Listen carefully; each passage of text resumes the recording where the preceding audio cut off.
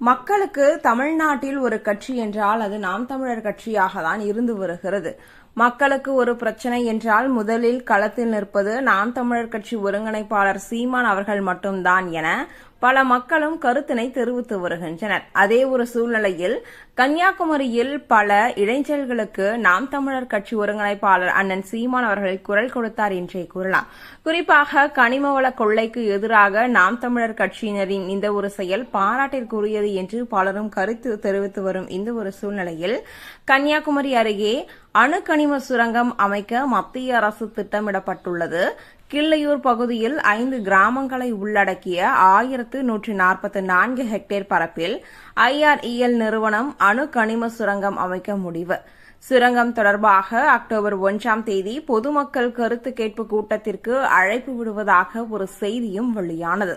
தற்பொழுது நாம் தமிழர் கட்சி ஒருங்கிணைப்பாளர் அண்ணன் சீமான் அவர்கள் இதற்கு எதிர்ப்பு தெரிவித்து தற்பொழுது வெற்றியை பெற்றிருக்கிறார் என்றே கூறலாம்.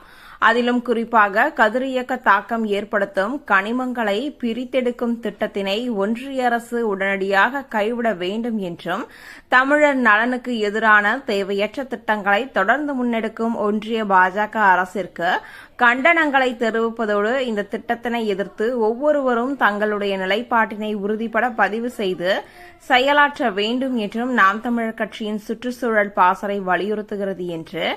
ஆனால் அக்டோபர் 1ஆம் தேதி இந்த ஒரு கோட்டாட்சியர் அலுவலகத்தில் நடைபெறும் இந்த கருத்து கேட்பு கூட்டத்தில் நாம் தமிழர் கட்சியின் உறவுகள் பெரும் திரளாய் கலந்து கொள்வதோடு பொதுமக்களுக்கும் விழிப்புணர்வை ஏற்படுத்தி கருத்து கேட்பு கூட்டத்தில் கலந்து கொள்வதை உறுதி செய்வோம் என நாம் தமிழர் கட்சி ஒருங்கிணைப்பாளர் சீமான் அவர்கள் அறிக்கையில் வெளியிட்டுள்ளார்.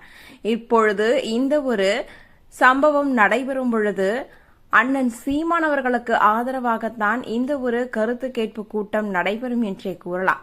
தற்பொழுது இதற்காகவே மத்திய மாநில அரசுகள் நாம் தமிழர் கட்சிக்கு பயந்தே இந்த ஒரு காரியத்தை பின்வாங்கும் என்பதில் எவ்வித மாற்று கருத்துமே கிடையாது என்பதுதான் பல நாம் தமிழர் கட்சி சொந்தங்களின் பதிலாகவே இருந்து